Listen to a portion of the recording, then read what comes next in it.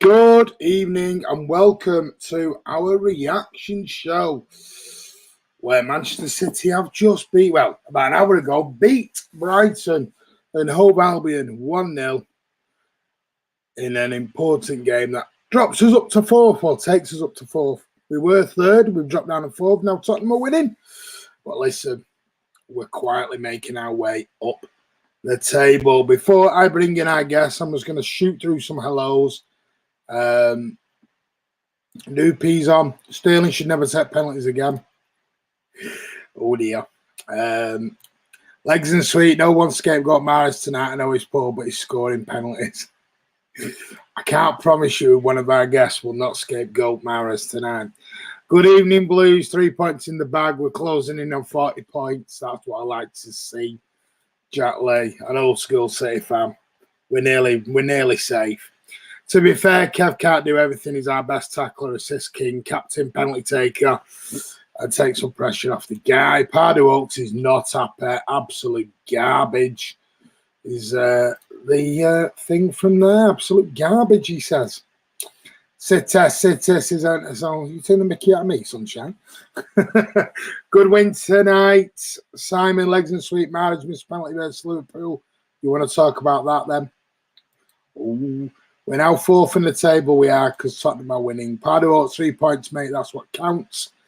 Lewis, yes, we won, but a team performance, it was dreadful. We will get into that, mate.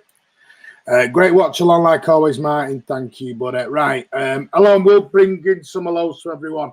I'll give you a thumbs up and that as well, but I'm going to bring in some of our guests. First one is, here he comes. Oh. Hey, mate. Hello. You all right? Is that like the stars in your eyes entrance? Oh, yeah. Tonight, Martin, I'm going to be quite happy. Normal? Yeah, the tosser, mate. Yeah. You're all right, yeah? Yeah, I'm not bad. Not bad at all. We've won. Yeah. Don't feel like we won. The reaction I've just been watching.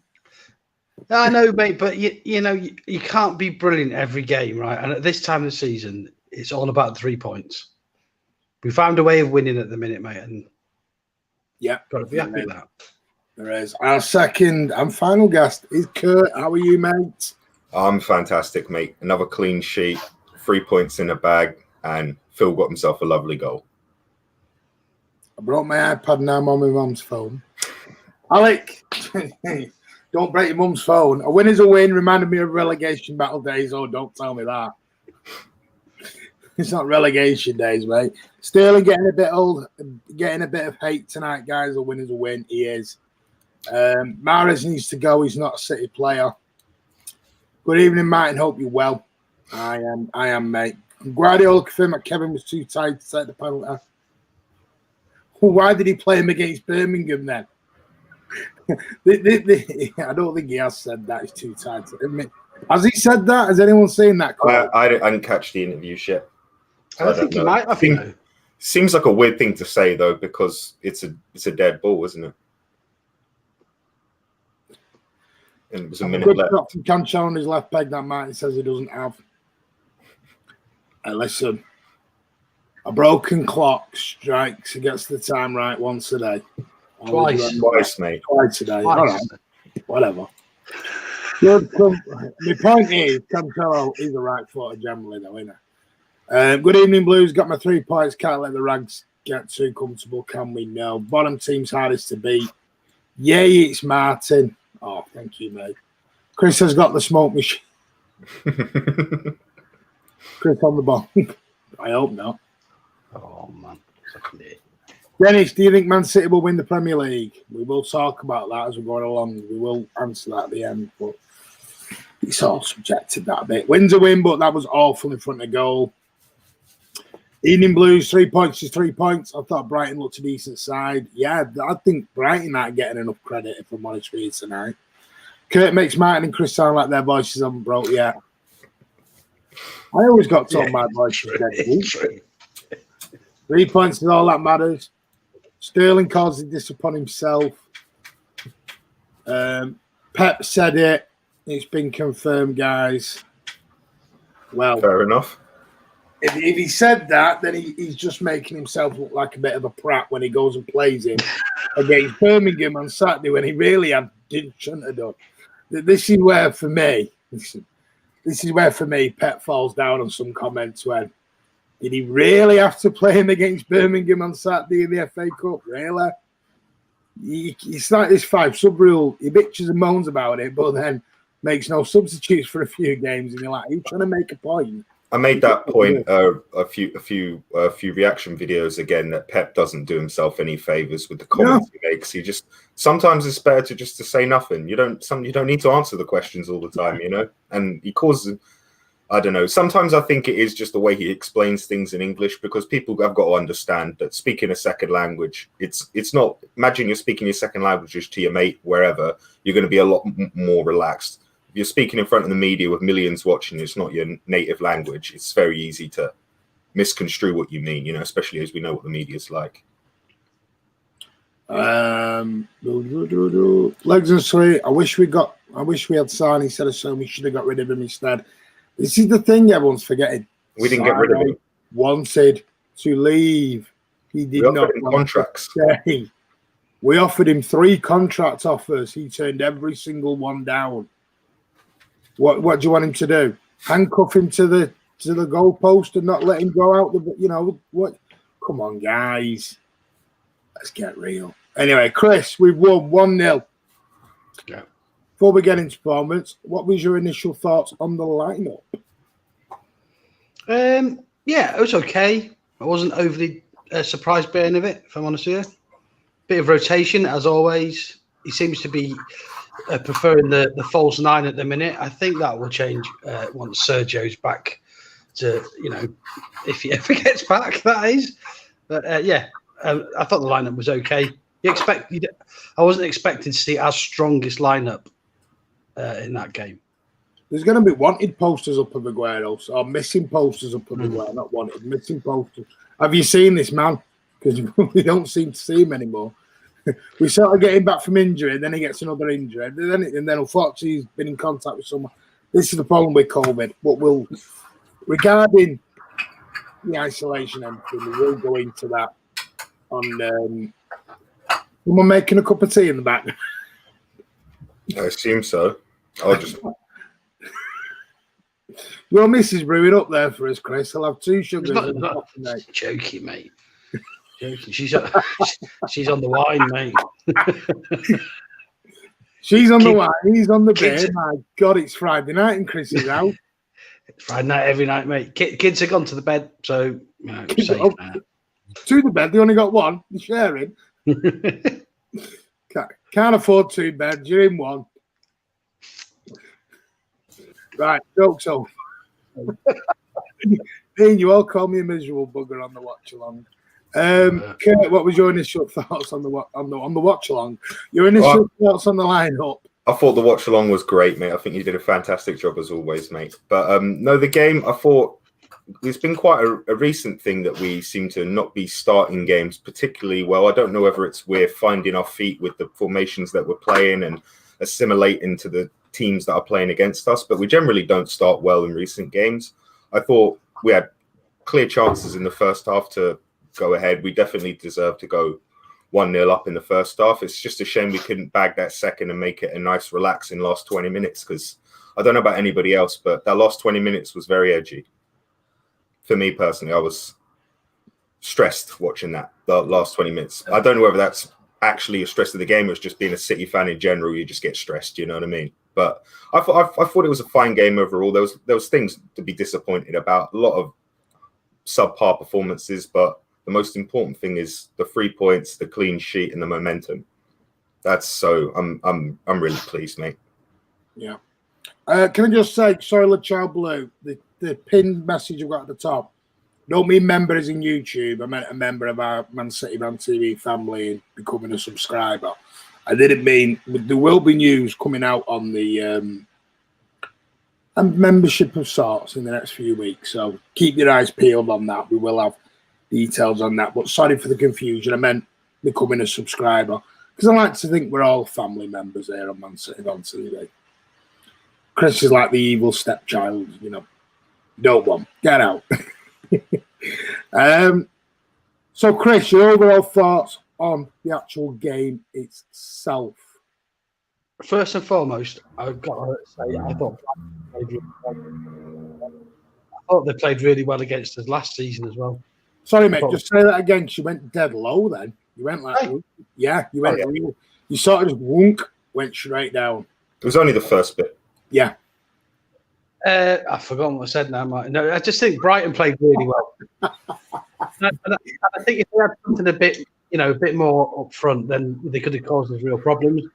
I thought last season when they came to Etihad, I thought they played really well. I thought the 4-0 flattered us last year, if I'm honest with you. But yeah, so first and foremost, Brighton deserve a lot of credit. They never lay down. They were in our faces all game, and a fair play to them for that. We weren't at our best, and you can't be at your best every game, but you can't really knock them for effort because there was a lot of running around the pitch and getting tackles in themselves. And as usual, mate, if we'd have took one or two of those chances, we would be sat here now going, "Yep, great win, move on next game." And that's City's problem, isn't it? Is not taking chances. Kevin had a couple of good chances. Riyad had a good chance. Raz had the penalty. I know that was much later on in the game. Ronaldo had a couple. There was, Gundo as well had on off the bar. And it was just one of those games. But what we've managed to do is to find a central defensive partnership that refuses to yield. And that is what's getting us through. And I think this time last year that game could have gone the other way, but those two fantastic together. Yeah. So all in all, Martin, I am pretty happy with it, mate. There will be a membership with Chow Blue. Just bear with us. There will be something in the next few weeks. Just bear with us, Chow Blue. We're just sorting out things, and then we'll announce it when we are ready. But just bear with us, mate. Sir Alan says average performance. Addy, just a reminder that last Spurs we couldn't win 3 in a row. We just won 4 in a row. Yeah, Kurt, we just actually won 7 games in a row now, and obviously that includes FA Cup and the League Cup semi-final. But like me and Chris spoke about this probably about 3-4 months ago, didn't we? When me and Chris did our own private little analogy on signings and problems of last season.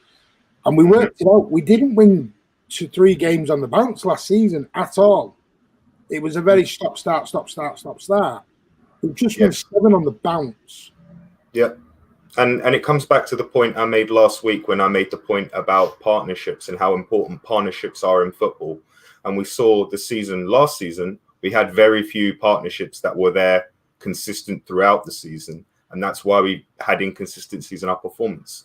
This year, there's lots and lots of partnerships all up the field. Don't get me wrong, our forward line is not putting the ball in the back of the net with the chances they're creating. But in terms of partnerships on the field and actually having a core unit to the squad, because for how long have we gone, we don't know who's going to play next to Vinny. We don't know who's going to play next to Laporte.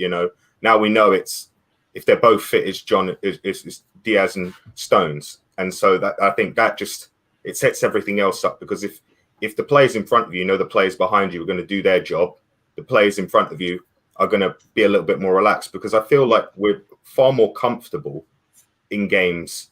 We're not as panicked, because I felt last season we were panicked in play. We'd rush things, or we'd be overly cautious in our creative aspects. But I'm really happy. There's a lot of things to be happy about. I said weeks ago that I wasn't worried.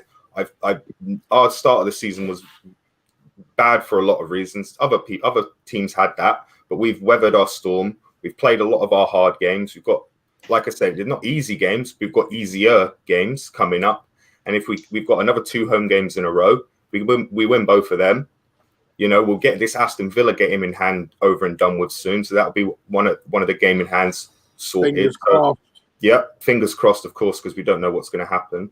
But I'm really, really happy, because for me, I'm much more relaxed going into games, knowing that I can be very confident in our defense, because it scared the life out of me the last few seasons watching us play, because anytime someone gets a chance, they're going to put it in the back of the net. It just felt like that all the time. And this season, it feels like if they get behind us, someone's going to make a last ditch tackle, someone's going to put a block in. I just have far more confidence in it. And that's the thing we've been berating our manager and our team for the last couple of seasons, our defense, and now it's completely turned around. So we can't be anything but extremely pleased about it. We have had another super chat off Alan. Thank you very much. But got to finish teams off. I agree with him. I do agree with him. As much as I'm happy with tonight's result, I think there's going to be a time in the season we are going to have to put someone away. We're going to have to put something to the sword at some point, because we can't keep giving away gilt-edged chances like we are doing. I think the thing with the gilt-edged that might come into more play in the Champions League when we start going further on in that. That's when we might have to get to a point where the chances are. Regardless, people say we've got this easy rub. I always find it's an old saying, not an easy game ever in the Premier League. Brighton, you know me on Graham Potter, and Chris certainly does. I think he's a great manager and plays football the right way. You know, playing out from the back tonight, he was finding little pockets. What worried me was Zinchenko and Cancelo weren't doing their main job tonight. They were going bombing forward. And we were being picked off at every single time. It was either down the right or down the left. It was the same ball every time through our midfield. And that was, to me, where Rodri then needed to get something on the ball to stop that ball coming through. I'm gonna start on this. I'm gonna talk the elephant in the room, like people are saying, because I don't want to edge on the negatives too much. Riyad Mahrez. I've supported him. I really have. Chris, Chris's thoughts on Riyad Mahrez. If someone offered us 10p and a bag of sugar, Chris would be flying him wherever he wanted to go. And I think Andy would be selling him for less. But is he just not fitting in at Manchester City? Is there a mental block, something, or is it just gone too far now? Do you know what I think it comes down to? Mahrez, it comes down to the type of players that Manchester City fans generally like their players to be. As a fan base, every fan base rather has the Zabaletas and the Bernardo Silva type of players than the Mahrez type of players.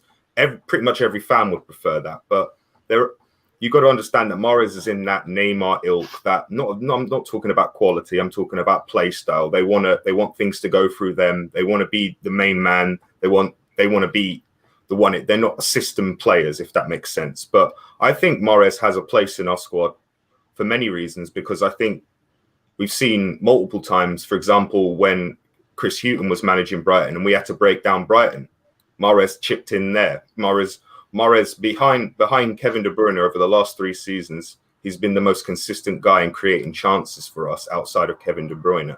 But it always seems to get overlooked, because I understand it. He's just an extremely frustrating player. Because the thing is, if Bernardo Silva has a bad game, we can all still say he worked his bloody ass off and he tried.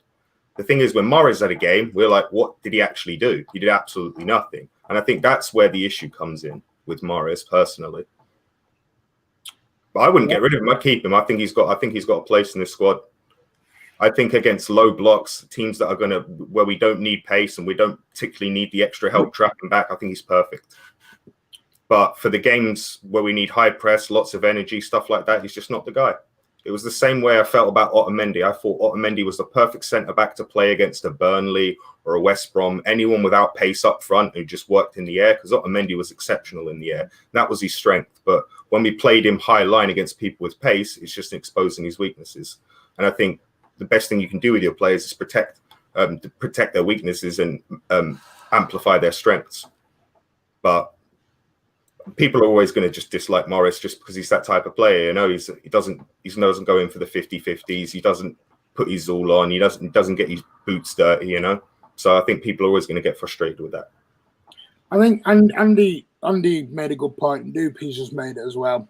last season we needed 3 or 4 goals to win a game because our defence was just not up to par. And I think that stat of having the second best defence in the league was a very misleading stat, because I think if anyone who watched Man City consistently like we all do could say it was never our defence as a collective unit last season that was the issue. It was players were making individual errors all the time, but the individual errors were absolutely big ones that were generally 99% of the time leading to goals. That was generally where our mistakes were coming in, a la the Zinchenko at Southampton. You know, I always remember that was probably Yaya at the end of his City career. I don't know if anyone remembers. He used to make silly mistakes where he'd give the ball away in the midfield and they'd break and score on us all the time. And you think, And that was, I think, what was Yaya's downfall by the end of his career at City. Chris, the floor is yours on Mahrez. I'm not going to bury the guy. I'm not. I know you won't. You know, I've given my opinion on him plenty of times. Don't think he's a City player at all. I don't think he's a right winger. And I think that goal that he when he passed the ball to Foden against Birmingham was where Mahrez plays best, is coming in and through the middle. But he doesn't work hard enough to play in that position for Manchester City. You see the Bernardo, you see De Bruyne, you see Gundo, they're running around doing a lot of work, sticking in tackles. And that Riyad's just not very good at that. There was one part today where he chased his fullback down the wing, but he just never put an effort in to actually try and take the ball off him. It was a bit, half-hearted. Definitely got, some wonderful skills about him, no doubt about that. But I just don't think he fits into our team. He's had chance after chance after chance. He'll have a good game in about 20. And some people say, yeah, all is forgiven. But for me, for £60 million, you can't have a £60 million squad player. He doesn't do enough. Well, Alan said it's Plodder's fault. I don't think. Thought first half he was a bit anonymous. Thought second half he was doing, especially he was helping out defensively. The amount of times he was going to the back line and was heading last ditch headers out the back. He was covering Cancelo multiple times in that right back channel. Multiple times he was helping out Diaz and Stones covering back and centre back. Like you, Martin. I thought he had a pretty average first half, but I thought he was decent in the second. You brought up a really good point. Where was Cancelo playing tonight? Because someone remember, because it come up he was right fullback, or right wing fullback, should we say, right wing back, and then he's in the centre of mid half the time. I'm going, what? And Cancelo is a player that's grown on me, really, really grown on me. I've always said, do I have doubts him as a defender? I think Gary Neville's spot on with Cancelo. Defensive wise, he's not 100% there. But I tell you what, he does fit into a Pep team with his passing. He can do it. He can really, really do it for me. I thought he had an all right game, Cancelo, today in the end. I will say one thing, like I said a couple times, I think the fullbacks have to be complement each other, because the problem today I thought was both fullbacks were trying to play high up the pitch, whereas normally either Walker comes in centrally and sort of becomes a second DM, spreading the ball from there, or Laporte, Zinchenko would normally do it. But today they were both playing high and wide, and there was so much space in behind him. It was crazy. I am going to try and keep up with your comments. There's nearly 80 on, and there's loads of comments. It's sometimes hard to get comments in and ask questions at the same time, but I will absolutely try my very best for you guys. Phil Foden, I thought, what I said in the watch along, but for the first 40-odd minutes, I thought it was a bit, I thought his crossing was poor on that left-hand side. But I'd say a lot of people's crossing was poor, actually, throughout the game. But what a finish. And I thought second half he was a lot better as well. But that ball from KDB, the little sort of turn to find the space that I needed to do. Because remember, you look at it, he had 2 or 3 players around him when he picked that ball up. And he sort of just shifted out with his feet, made space, and he put it past a very good goalkeeper in Sanchez tonight, who probably was Brighton's man of the match. He was saving everything, and they put it in the one area he did. I mean, that's 3 games on the bounce now Foden's played. You know, is Foden now here to stay? Should be in the team every week. You know, Chris, I'll start with you. You know, no, listen, there's only a couple of players who are in the team every week, mate. That's Kevin and Ederson, Diaz, Stones at the minute. You know, I know Phil isn't going to be in the team every week, but again tonight he's shown that he has a knack of doing something special. Got us the goal, got us the win. He's so lively, and yeah, his crossing might not be the best, mate, but he's not a left winger again. He's having to play in a position in the squad that's not really his natural position, but he's producing enough from that position to suggest he's going to be a Manchester City regular for as long as he really wants. He's a really good player. On Cancelo, Martin, because I didn't get really said. I thought Cancelo was a bit sloppy tonight, actually, and I thought he gave the ball away a lot.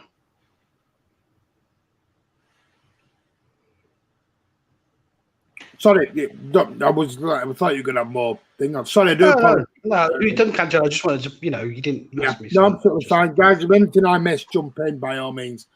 Mr. You got a coat on, Mr. Fun. Shouldn't have sold Sane. Guys, I'm going to try to get on Sane. No choice.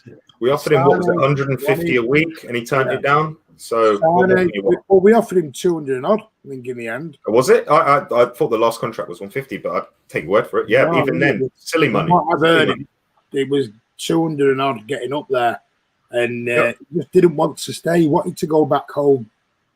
Go back home. Simple as. But I think with Foden, I've said it multiple times, I think his position in our squad for the next couple of years is going to be mainly left wing and auxiliary in midfield, because I just think, in general, like I've said multiple times, young players, the most important thing for a young player is to be playing. It's not necessarily too important where you play. You don't want to be playing completely out of position. You don't want to be like Ainsley Maitland-Niles, where you're a central midfielder and you've been put at right wing back and left wing back, But he's an attacking midfielder, and he's playing an attacking role. So I never feel too bad about it. The thing I love about Phil Foden is he's a midfield player who's got an eye for goal. And it's just great because I see him as a 15 and 15 guy. That's how I see him, every season. I think once he gets that consistency and he grows a lot more maturity, he starts growing himself into the squad and realizing that he is a key player, and all the other people seeing he's a key player, we're going to see a lot more. But there was some absolutely fantastic moments of brilliant from him tonight. I think it was done the left wing. He got it from his own half. He did some amazing stuff with ball control. Absolutely fantastic. And I don't think he had an amazing game today, but he showed absolute moments of pure quality. Really happy fella. Listen, I think Riyad Mahrez, looking at your comments, it's going to be one of them subjects where some agree and some don't. And I'll tell you where I am with Mahrez, exactly where I always have been. I think he's a fantastic footballer.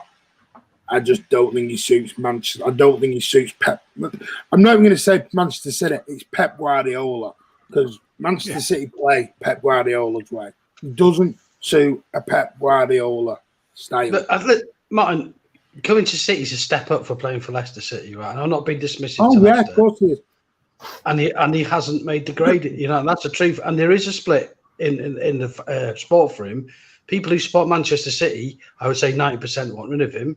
The people who just are interested in Riyad Mahrez don't want to listen to anything else other than he's a great player. Well, we're not saying he's not a great player. He just doesn't fit into our team. We're not being disrespectful to the guy. We're not being disrespectful. We're not being racist, as people now want to throw out. It's now, if you have a go at Mahrez, you're racist. No, it's not. At the end of the day, it's an opinion. We have always said he's a quality, even Andy and Chris, me, everyone. He's a quality player. He just doesn't suit Manchester. I said it again, Pep Guardiola. Big difference. Big difference. Some people swim in a Pep Guardiola system. Some drown in it. And that's just football. That is the way Pep Guardiola is. You listen to any player who's ever played for Pep Guardiola, it is like no other manager ever played under. It is an intense football, 24/7. Training is exactly the same. And the thing is, what you will notice in a Pep Guardiola side, you get found out very easily. You make mistakes, you stand out like sore thumbs in a Pep Guardiola team. That's the problem. And Chris, I'm not trying to come up with all these analogies and sayings at the moment because everyone thinks I'm rolling out all these sayings at the moment and analogies, and I'm not. But they're like two analogies into one, Martin. An amalgamation. Yeah. This is exactly how I would sum it up. Jack Lee's bang on, and then I want to move on from the Riyad Mahrez. Yeah, that is bang on. Mahrez has talent, but he's a square peg in a round hole. But I disagree. I disagree here because when he plays on the right wing for us, he's a left footer on the right wing. Kevin De Bruyne normally plays the right channel of the midfield, and we normally have a right-footed fullback. So he can take those central positions and swap with De Bruyne. De Bruyne has played right wing at Wolfsburg. You know, he's played every position in the park. You know what I mean? He could play a goal and he'd be amazing. So Morris can get into the positions he was getting in at Leicester in this team. It's just he's not going to get into those positions as often. But I still think he can get into the positions where he is creative. We've seen him multiple times come inside, and then Kevin stays on the right for like 2 minutes, and all of a sudden Morris is on the left. Then 5 minutes later he's back on the right. I get you guys. Like, I understand what people's critiques are about Morris, but I don't know, man. Maybe I'm just too nice to the players. I never want to get rid of anyone. You know what I mean? Yeah, So listen, absolutely, Kurt. There's nothing wrong with being supportive of the players, right? And I generally think I am, but I feel now that Mahrez has had enough chances to be a star of the team, and he's not. But the thing I always go back to is I just go back to the numbers. He is off over the last 2 or 3 years. He's our third most creative player in terms of creating chances. So and again, Kurt, and I'm not going to dismiss what that's insignificant, but going to the Etihad and watching Riyad Mahrez, you see more than. He's not my type of player at all. I never wanted to. When we wanted to buy him, I said it was £60 million wasted. But you know, stats can tell you lots of things, can't they? They most certainly can. And you look at Raz's stats last year; they were fantastic stats. But I'm telling you now, he was out of form for most of last season. Yeah, that's just the way with stats. You've always got to look at the context. I was just saying, over the years, he does consistently create a large amount of chances for us. So I can understand that people don't. I don't necessarily think it's the system. I would have much rather we got Sanchez than Mahrez. You know what I mean? But these comments are flying in. We mentioned Mahrez, and it's like comments. I shouldn't have said nothing. I should have let you guys move on. Sorry. Whoa, here we go. Here we go. Back to Mahrez. Let's finish there with Riyad. Good luck to the lad. What I've got to say is, I do. Last thing on it, honestly, I do think the price tag's a big issue as well. Oh, of course, he's still a record. Well, no, he's our third. Second now. He's our third now. Yeah, I think you've got Diaz and. I get confused with all these Euro numbers, mate. I can't remember. Did Rodri more than 60 million? It was, wasn't it? It was 63.2 or 5. I don't know, man. So he's our third one. I get confused. I think the price tag is a big chain round his neck with City fans. I think when you're paying 60 million, like that chance he had in the second half, on his left foot, that should have been bread and butter in the net. It should have been there. No excuses for missing that. You've got to work the keeper, haven't you? At least work the keeper. And there was a part in the game where I think it was Diaz had sort of got himself a bit surrounded, but found a little way out, got it into midfield, and a lovely quick pass to Riyad found him in loads of space, and he miscontrolled it. And it's just like, you know, the one thing you'd expect him never to do. Exactly. Very strange. So, Alex, it's all opinion. I mean, Alan says play him on the left like you, Chris. But Alan but you know where. Don't get me wrong. If the club decided to sell him, you know, and he went to PSG, I wish him all the luck, and I wouldn't be upset about him going. But I just think he does do a lot for the squad, and he has got a place in the squad. But I know a lot of people would rather see Raz on that side and him on the bench. So it's just the way it is. Exactly. Everyone's entitled to their opinion. Absolutely, Kurt. Yeah.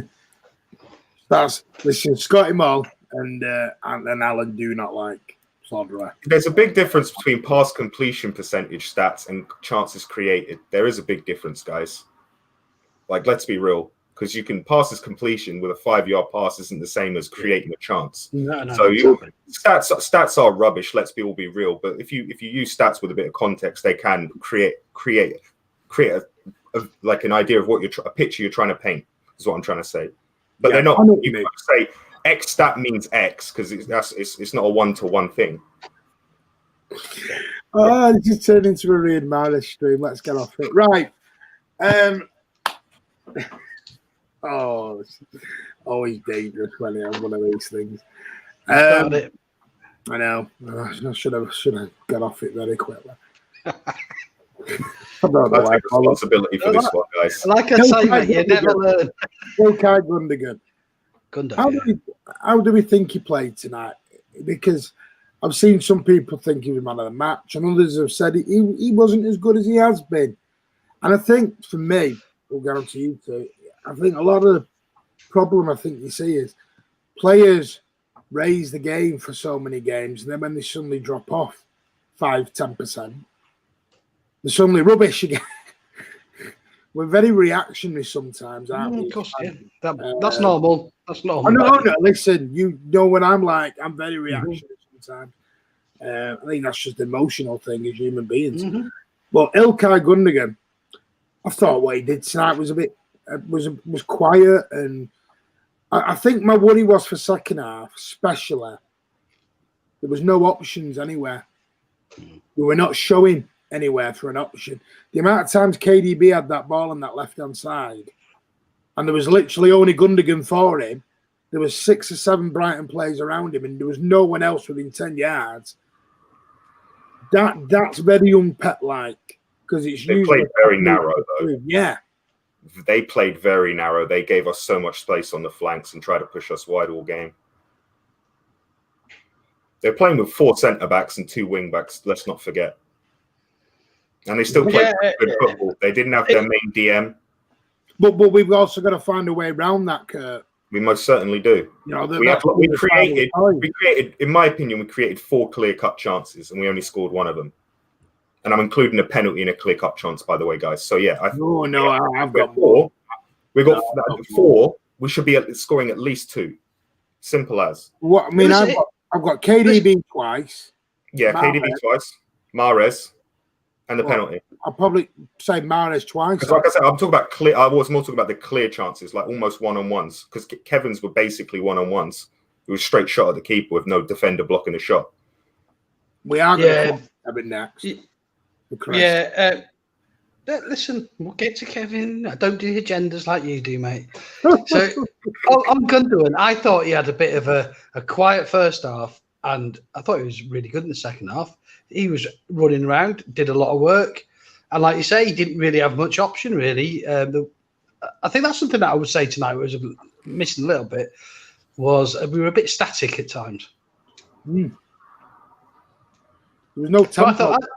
So I thought Gundo was all right, mate.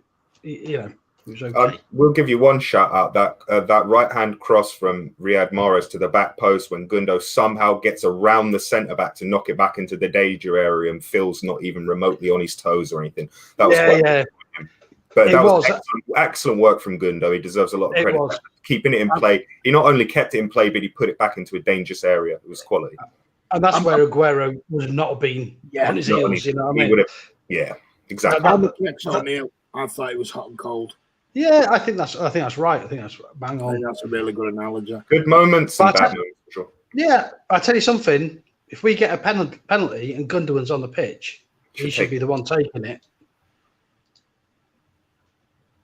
Yeah. He used to, but then he missed that one time and then he just stopped ever since then. Seems to be a pattern, you know. We get a consistent penalty taker, they miss one, then they're like, I don't want to do it anymore. I don't know if that is the case or if that's just my assumption of it, but it seems like that to me. Yeah. Hey, there's a few people in here saying give Brighton credit. Go back. Absolutely. Watch this back. Well, watch this back and go back 10 minutes. I've given Brighton's keeper man of the match, or their man of the match, and I said they were a very good footballing team before we even rocked up. Yeah, I live about 20 minutes from Brighton. Try and catch as many games. Obviously not right now because the situation. But a lot of my friends at work are season ticket holders. They're a great fan base. They're a great club, and I hate the fact that I will bring something up that the media, everyone gave him stick for sacking Chris Hughton when he spent 50 million pounds and didn't integrate a single one of those bought players into the team. No Brighton fan wanted to keep Chris Hughton. They wanted him gone, and Graham Potter's done an absolutely fantastic job. Another stat for you, you guys don't like stats, but if they have been severely unlucky. They have played some amazing stuff. They've been robbed of so many points this season. It's unreal. I don't think they're going down. They're not going down. Anyone who's got them going down is a bit foolish. The only problem they have is they just don't have a striker because Danny Welbeck's got himself injured again, right? Yeah. And the only stat that matters is the score, isn't it? That's the truth of the matter. Yeah, but they're an excellent football inside, mate. Yeah. Always have been. Last year when they came to Etihad, they beat us 4-0, right? There's the game that Laporte got his injury. And I remember coming out of there, the guy that I went with, and he said, "What do you think of that?" I said, "That is the most unconvincing 4-0 I've seen out, But I thought Brighton were really unlucky. They just missed something in quality up front. I think that's what they miss. There's no real target up there. Do you know what I mean? No, they tried to bring in sort of like false nine type players, and it's not really worked out. I feel bad for Trossard because I think he's a quality footballer. I watched him a lot in Belgium, and I think he just seems to have not worked out. But Brighton are an absolutely fantastic side in terms of footballing. I made a comment in the watch along. I said, what people need to understand is Brighton's basically, I would compare them very similar to Hasenhüttl in they're pragmatic in the sense that they understand the deficiencies of their squad, but they also understand that they have got good players in their team that can play football. And they play lateral, good front to back football. They don't just hoof it up to a guy, knock it down, wait for second balls. They build up. They actually have patterns of play. And I'm sure both those fan bases are exceptionally happy with their manager and the way their club's going. I'm sure they're not so happy with the points total, though. I think Brighton are very lucky. I think one thing that Graham Potter, they've got to realise is, and I've always said this about managers, said it about Arteta. One thing Graham Potter's got, he's managed abroad. Yeah, it might not be Spain or anywhere, but he's managed abroad. And when you manage abroad, you learn different mentalities and you learn different things about the game. And he's come into Swansea, did very well, and then he's gone up to Brighton. And I just hope he does end up he gets a chance at a decent club, Graham Potter, because I do think he's a very good manager. I think he plays football the right way. And he's got Brighton playing the right way. Yeah, well, and the players are playing for him. I'm not so sure the Newcastle players are playing for Stevie Bruce. And that says a lot about him. Well, John Grogan says the points was dreadful. 3 points was a bonus. Absolutely, we love 3 points. But Graham Potter's going to go very high up in management. Maybe not to the absolute peak echelons of football, but maybe if he went to a club like Arsenal, he would do fantastic things if he had a little bit more of a budget, because I think he's starting to get a little bit of respect from players, because a lot of English managers' problem is that they don't really have the ability to attract foreign players. It's very rare. It's only Frank Lampard kind of gets away with it because he's younger, and there's a lot of other players that have seen him play and want to play for him, but for the most part, that's the reason a lot of English managers don't do well. No, they can't attract players, but I think he's going to do really well in football. I really rate Brighton. Yeah, and I think it is difficult to get to the really big clubs because they're after, named world-class managers and names. Or affiliation with the club. Yeah, exactly. And I think that, there probably is a ceiling for Potter, and maybe an Arsenal or a Man United is or a Leicester-style team. Yeah, that's something. You know what? You hit the nail on the head there, Chris. If Arteta does get the push anytime soon, they could do a lot worse. Charlie says Fulham has scored. Have that? Back up to under 2.5, please. Back up to third. Charlie's a good lad, isn't he? One thing I will say, if Arteta does get the push at Arsenal, I wouldn't rule out they could do a lot worse than getting Graham Potter in at Arsenal, like you just said. Imagine Graham Potter with players like that playing their football. Well, can you imagine Manchester United having a manager who are doing as well? Because they've got a lot of good players. Did you know Graham Potter's big problem? He's got a name of Graham Potter. I just made that comment earlier. It's big, but I think because, like you said before, he's managed abroad, and let's not. He didn't just manage some random. He took a 4th-tier club in Sweden that literally is in the north of Sweden, that is in like -20 all year round.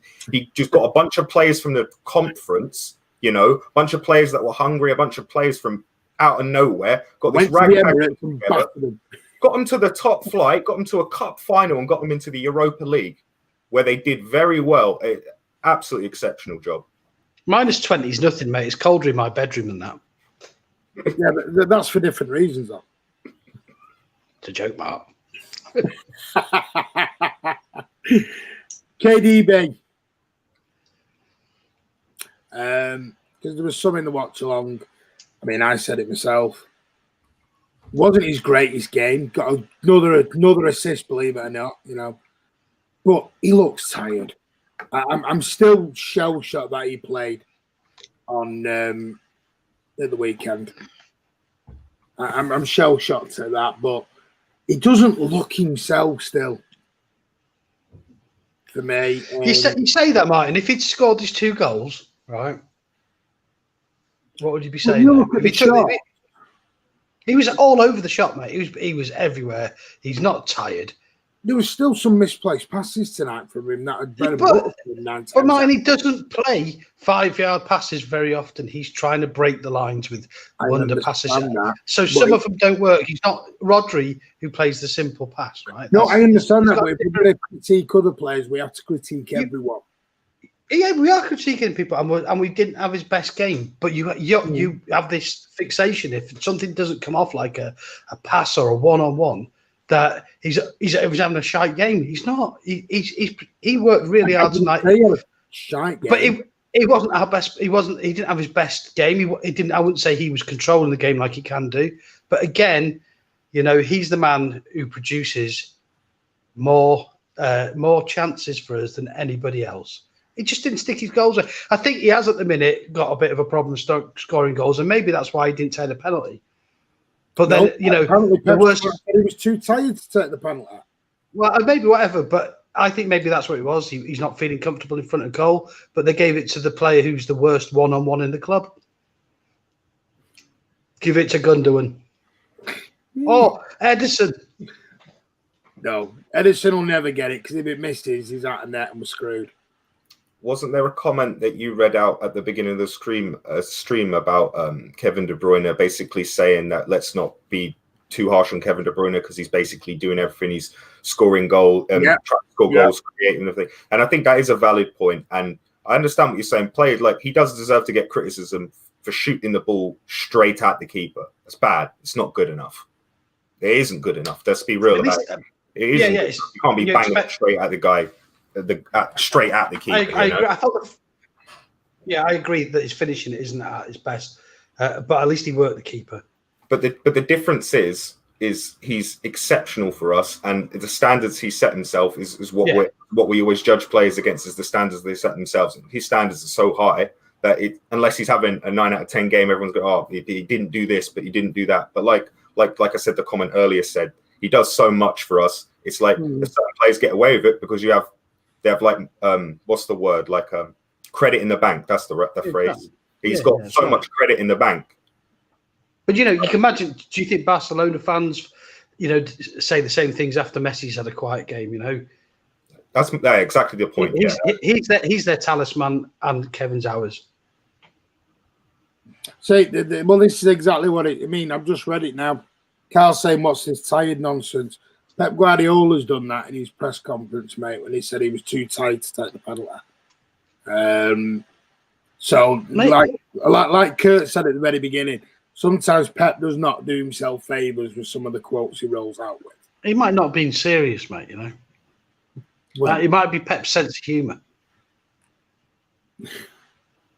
I don't think he looked tired tonight. I don't think KDB looked tired today. I don't want to make a comment until I see the full interview because whenever I hear Pep quotes, whenever I see the full context of it, it's very. I get a very different understanding of what I've been told from the headline. Usually. Yep. Yep. People aren't agreeing with Carl Hollywood player. KDB looked missed some of the things. Listen. I never said it. I'm only going off. Is he tired? I'm asking questions. I'm not saying he is tired or anything. Don't all come attacking me. It's the first thing you said about him. Look tired. I think we make a distinction between, because obviously tired can mean multiple things. Were they talking about he was tired in this particular game, or were they talking mentally about tired? Yeah, you don't know. Tired, because they are slightly different. Because if he was just saying at the end of the game he was a bit huffed and puffed, then that's quite reasonable, Colin Mack just said Stone need a lead next to him. Presuming Diaz is the leader now that he is with him. I'm presuming you mean that, mate. Right. Kevin's a superstar, you donuts. Everyone's getting all personal and dead edgy tonight, aren't they? What's going on with everyone? That's a common sense. It's because I carried on about Riyad Mahrez, man. We should have kept that to the end. 5-minute segment at the end. Look, the way everyone gets all dead, dead arsey over things. My God. Look with everyone tonight. They all say, I'm being miserable. My God. Go back and watch it. Gabby Jesus, when he come on, I've been crying out for him on that left wing. You know I have. But my idea with the left winger sending the watch along was to have a striker in the middle. What is he saying of having this false nine? Because at times I thought, Andy said it in the watch along.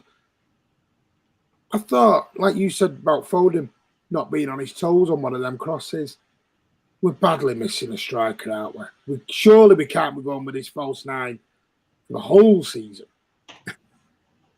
I only think we're using the false nine because we don't have a rotational option of centre forwards, and Gabby can't play centre forward for three times a week.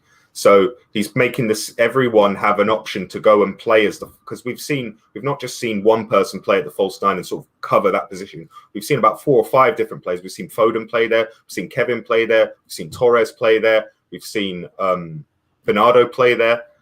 So it's obvious that he's basically saying the team until we have Sergio back. That's the only thing that makes any sense to me. But I could be way off the mark. Who knows? No, you're spot on, mate. I've got to say, I see that in games.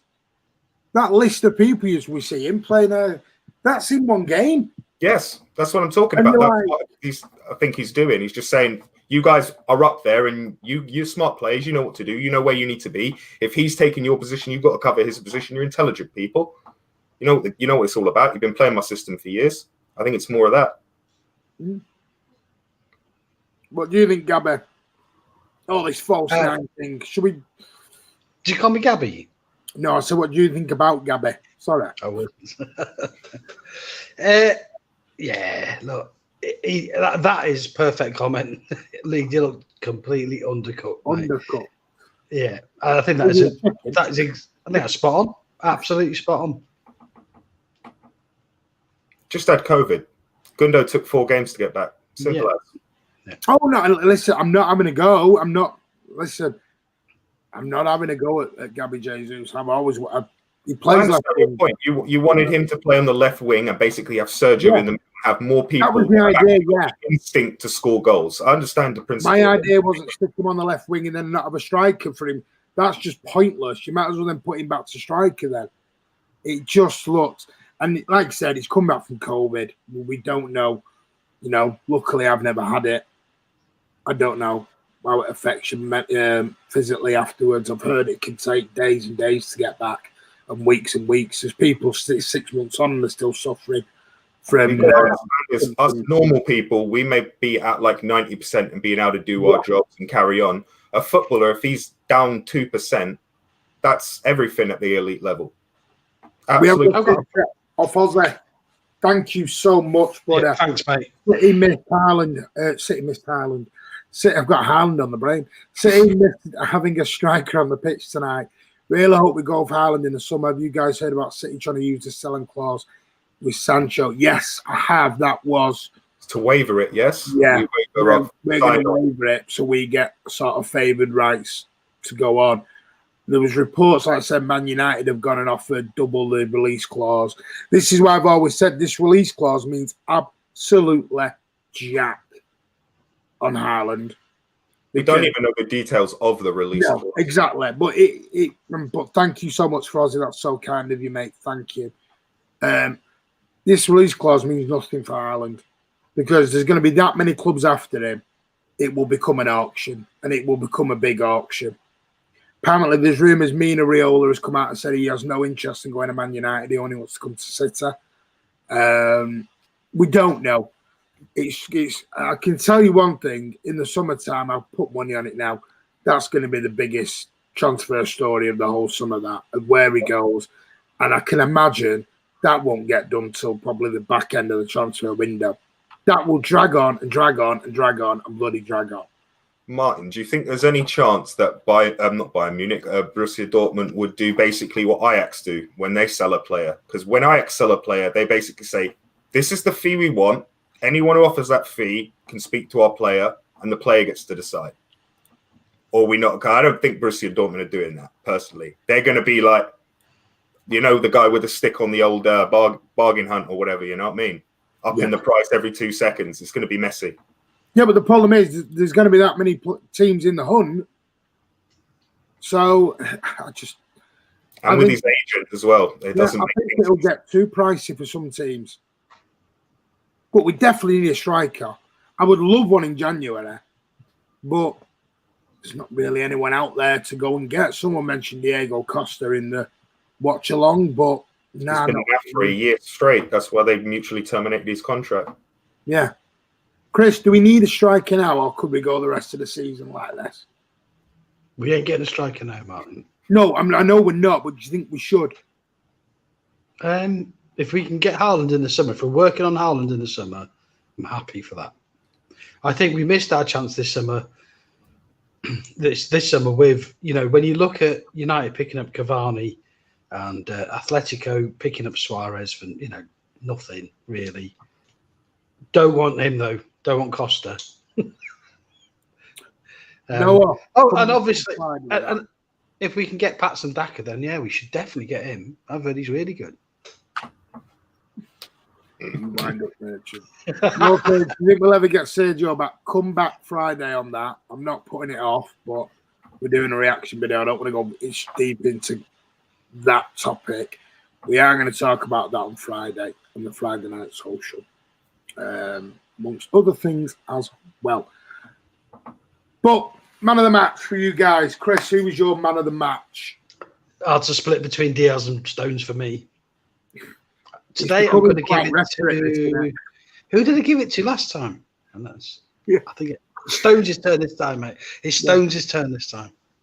This is how it's becoming, isn't it? It's the same two every week, and we just might as well split it every week. The reality is, Martin, when you only win 1-0 and you miss a lot of chances, how are you going to give man of the match to a forward player? Mm-hmm. It's just this nonsensical. So, I completely agree with Chris. They can share it, split it in half. It's like you can have it 3 days of the week and Diaz have it 4. How about that? It's like, I like my rock music, right? And bands that have 2 guitarists in, right? And bands that have 1 guitarist in. Now, the 1 guitarist might be a really good guitarist, but the 2 guys working together just sound so much fuller, right, and better. It doesn't doesn't make one of them better. They're just in tune together and brilliant. I just think they suit each other's game. Neil Handstart, I hope you've recovered well, mate, and you've mate. You've had no long-term effects from that. Sorry to hear that, mate. Foden or Rodri? In what respect, LeChao Blue? I don't know. For man of the match. Oh, Foden out for man of the match. Sorry. Who was yours, Kurt? Who did you say? Like I said, you could literally split the trophy down the middle and give it to either one. There wasn't anything to decide with them. I guess it comes down to, did you like Stones' tackle on the flank or did you like Diaz's tackle through the back? Which one you prefer gets man of the match? That's what comes down to. I'm going to throw I went Stones, so you go Diaz. Yeah, I'll go Diaz. Well, what about this man? Thought he worked his socks off tonight. He absolutely did. But missed a couple chances. And he's had lots of chances. What games that he should have scored a hat-trick in? These games are melting together. They happen every other day. He should have had a hat-trick the other day, only scored 1. Try doing a watch-along every 2 days. I know, mate. It's crazy at the moment. Like they're coming so thick and fast. I can't even remember what we played last week. Like Birmingham. My voice is going. I don't know what happened before that. We played Chelsea, United. We beat. Oh yeah, that's what we did. Who knows? I know, Charlie. I've had a text already. Don't you worry. She's texting me as we're going along. Are you done yet? I want to go to bed. The Black Crows, come on, lad, or don't start. Man of the match tonight. My man of the match. I'm going to give it to Diaz. I'm like you. I could split between Diaz and Stones every single game. I tell you, had a good game, Martin, and probably went totally unnoticed. I thought Ederson had a really good game. Really safe pair of hands tonight. Everything he has to do, he did really well. Considering he's coming back from COVID as well.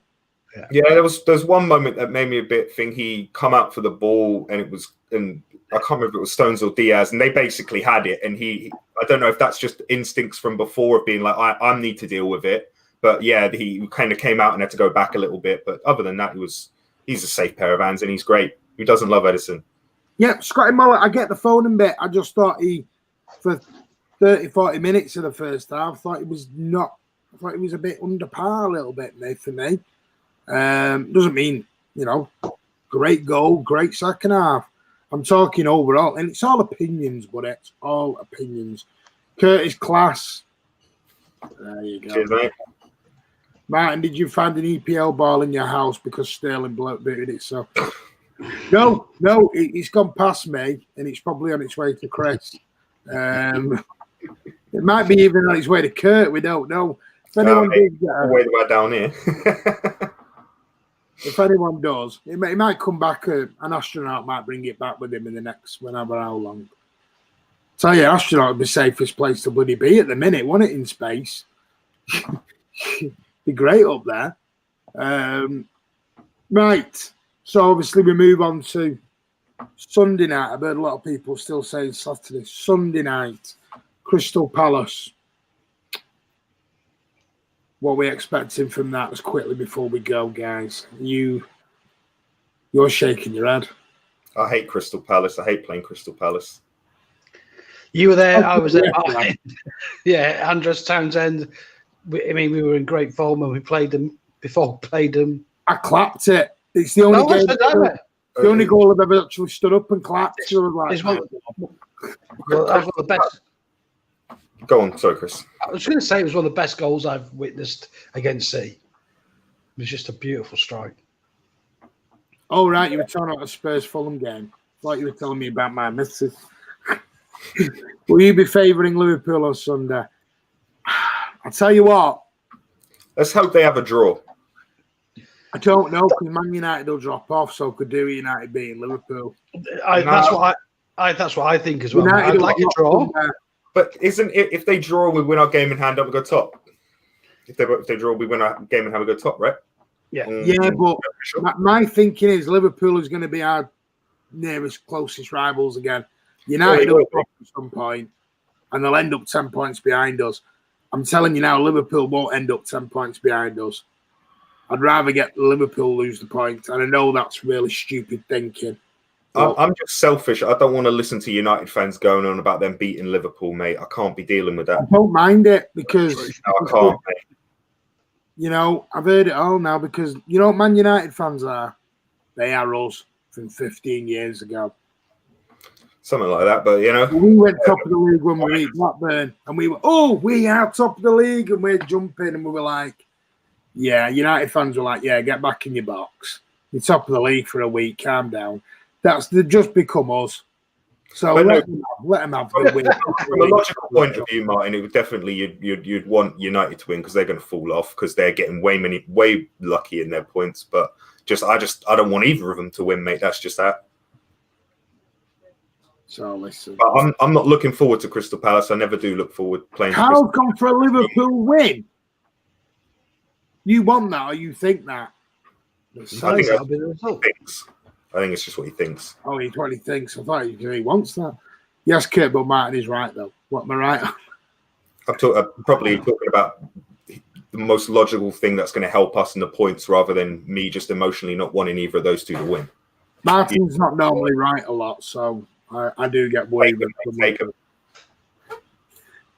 Right, guys. 100% Liverpool win. Well, I hope Man United win. And I'm telling you what, I feel dirty saying that. Full time, one each, so we're staying third. Hey, get in. That'll do, mate. Stay second. We're not second, mate. We're third. Charlie's just jumped us a place. Third with the game. He knows United are in a false position, mate. He knows that's what he means. Right, guys. Well, I want to say a big thank you to Kurt and Chris for coming on. Thank you, Kurt. No problem, mate. It's always a pleasure to come on and chat with you boys and all the guys in the comments. Thank you very much to the Ginger Prince. Yeah, cheers, Matt. Can I just say before we go off, I don't know if Ronnie Beaver's getting to watch the streams at the minute. We know not so long ago he was going through a bit of a hard time. I just hope, if you are watching, Ronnie, I hope everything's all right, pal. Best of luck to you, mate. I back that. I hope your wife is pulling through, mate, and does really well. But thank you. Wish you all the best. And also to Rubito, who we've not seen for a while. I hope everything's all right, buddy. I hope you're getting to watch this, but thank you for all the work you do on the channel, and appreciate that. It's really, really good, and I hope everything. I know Rubito is probably doing what he needs to do at home, and sometimes home life is more important. Me, Chris, Kurt, Andy, Tom, we just come on to give you a little bit of light relief and try and let you forget the worries of the world. Then you have to look at Chris's ugly mug. But listen, don't worry. But Ronnie, echo exactly what Chris said. He's spot on. I hope everything. And also to Ross's dad, I hope you're, I hope you're going well as well. Fortunately, a lot of people are in health at this time. Anyone who is struggling at this time, please try and stay strong, stay positive. And like I said, always email us, and we'll contact you. Guys, please remember, though, to tune in tomorrow for Tom's debut show. Q&A on transfers as a presenter. We wish Tom all the best here on Man City Man TV. And we hope, I'm sure he'll do a grand job. He'll get up to my level one day. Don't you worry. No. I'm waiting for a comment of someone. Oh, forget it. I'm joking. That was just like all we need now is like tumbleweed to go across the screen. Yeah, he's nodding away. I'm gonna get some of your back. Josie's crying. What a shit. He won't be happy though. He was moaning about that. Tom is the boss. We wish him all the best tomorrow. Great show, everyone. Thanks. Stay safe. Onward and upwards. Great video, guys. Stay safe. Thank you, mate. Thank you, Kex O'Neill. Thank you, Ozzy, for your super chat, mate. Amazing. And Alan as well. And for anyone who's super chatted, thank you so much. Great stream, guys. Once again, Kurt with another masterclass. Cheers, Dupe, mate. Great show. Stay safe. Martin, you are a legend. I'm not, mate. I just... not like you. Your level was good, man. No, I wasn't. Jeffrey, look, drink. We're not putting that on, mate. And if you're going to say stuff like that, no, I am. Yeah. Saying, mate. I'm choosing which. I'm going to put you in a timeout for now, and hopefully you might learn. I'm not going to get rid of you straight away, but don't put anything like that up ever again, mate, because it will not be tolerated. MCFC TV is the best. Thank you, mate. Great show. See you, Charlie, mate. Oh, Charlie and Chris have got to love him. It's a good lad, Charlie, mate. Big kiss. Big kiss. Stop it.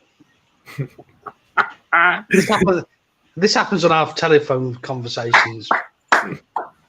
Just grief from one end to the other, innit? It does not. He's never had a kiss yet. He begs for it. I always go big kiss at the end, and he just puts the phone down. Thanks up on you, mate. Guys, thank you very much. Take care. Oh, hang on. Go on. Oh. Alec Johnson's just said it would be nice to have ex-players on the show. Tune in Friday night. I've just seen that, yeah. Alec Johnson, we do have ex-players on the show. You did one with Whitley not long ago, right? We've had Jim Whitley. Right? We've had Jim Whitley. We've had Andy Morrison. We've had Spencer Pryor. I catch the one with Spencer. Pardon? Yeah, I said I catch the one with Spencer. Yeah. It's just hard. It's just hard. These guys are busy people, and especially in these sort of times, you know, it's difficult. Guys, trying to get an ex-footballer onto a show is not easy. I know half of these footballers don't even live in England anymore. He used to play for Sarah. Ian Bishop's in Miami and Spencer Pryor's in Australia. It's not that easy anymore. And as you've seen, a lot of them are all taken up by the media now. Mm-hmm. It's not that easy to get them on. Get Liam Delap on. Yeah, sure, City'd love that. Take care, Carl Butter. Trevor Sinclair tried. But, you know, Whitler, we've had him on. Andy missed that legend yet. King Cladshead was coming on Friday. No, join us on Friday, where me, Chris, and two other people will be joining you for our Friday night social. A little bit of a different one, but it'll be a laugh. I promise you that. Les Scott, what works for Sky, mate? How am I getting LBT? How am I getting him over? Get Andy Inchcliffe. They're all tapped up by the media, guys. We can't get them out. They're already on someone's payroll, mate. Take care, everyone. Join Tom tomorrow for his debut show. He's going to knock it out of the park, no doubt.